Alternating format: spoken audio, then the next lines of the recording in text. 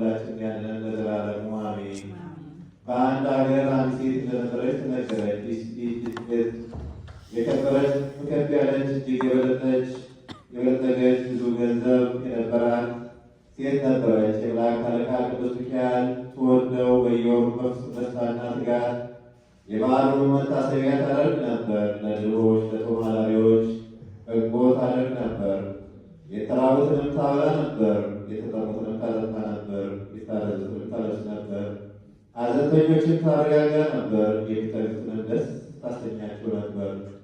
ስለከበረው ስለ ቅዱስ ሚካኤል ስም ብላ በሃይማኖቷም ይህን ስታደርግ ቢስ ገላዋ ወደቀባት።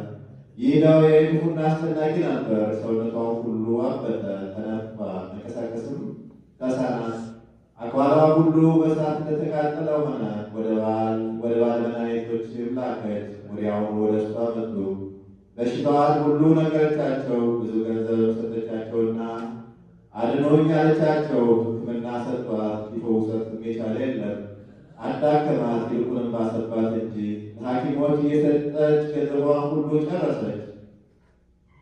ከሐኪሞቹም በምንም ጤንነትን ባላገኘች ጊዜ ወደ ሕያው እግዚአብሔር ለመነች። ዓይኖቿን አንስታ ወደ ላይ ወደ ሰማይ ነታ ድምጿን አሰምታ ጮኸችና እንዲህ አለች።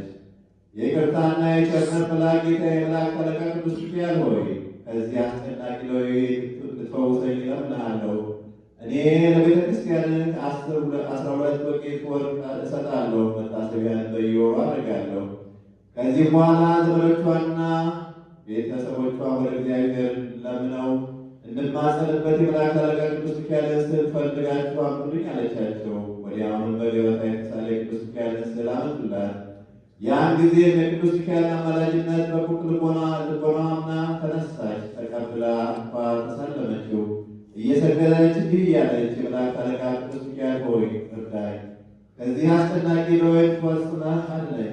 ዓለሙ ሁሉ ፈጥሮ በሚገዛ በእግዚአብሔር ፊት የምትቆም ስለ ሰው ወገን ሁሉም የምትለምን የምትማልድ አንተ ነህና ስለ ባሪያህ ኃጢአትም እግዚአብሔር እንዲህ ብለኝ ይቅር እንዲለኝ ከሚያስጨንቅ ከዚህ ደዌ እንዲፈውሰኝ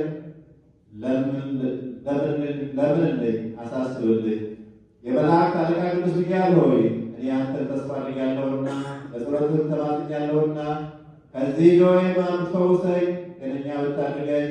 በልመና በአማላጅነትህ ብርታት የፈጣሪ ይቅርታውና ቸርነቱ ነጥብጣ ሊደርሰኝና ደህና ብሆን እኔ ባሪያ መታሰቢያን ከማድረግ አላቋርጥም። በብዙ እንባ በመራራ ለቅሶ በመሰቅሰቅ ይህን አለች። ከዚህ በኋላ ወደ ቤቷ አገባችውና በመልካም ቦታ አስቀመጠችው። በፊቱም በመብራት አበራች። በዚያች ሌሊትም በጽኑ የገቡ ሕመም ስትሰቃይ ሳለች እነሆ የይቅርታ መልአክ የመላእክት አለቃ ቅዱስ ሚካኤል በሌሊት ላይ ተገለጸላት። ወደ ቤቷም ገብቶ ከራስጌዋ ቆሞ ብርሃኑን በቤቱ ሞላ። እንደ ቀድሞ ሆነ። ጎኗንም መታ አደረጋት። ያን ጊዜ ከእንቅልፏ ነቃች።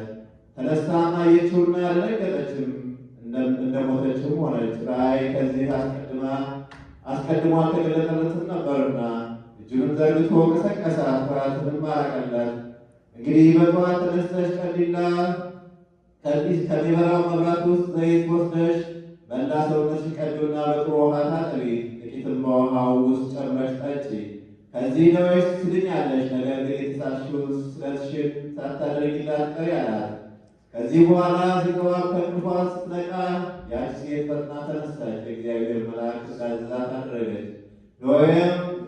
ወዲያውም ዳነች። ጤንነቷንም አገኘች። ከሰውነቷም እንደ ውሃ ፈሳሽ ያለ ነገር ወጣና ያን ጊዜ ዳነች። ከዚህ በኋላ የተሳለችውን ስለቷን 12 ወርቅ ወቄት ለቤተ ክርስቲያን ሰጠች። ከዚህ ጊዜ ጀምሮ በዕድሜዋ ሙሉ የመላእክት አለቃ ቅዱስ ሚካኤል መታሰቢያ ከማድረግ አላቋረጠችም።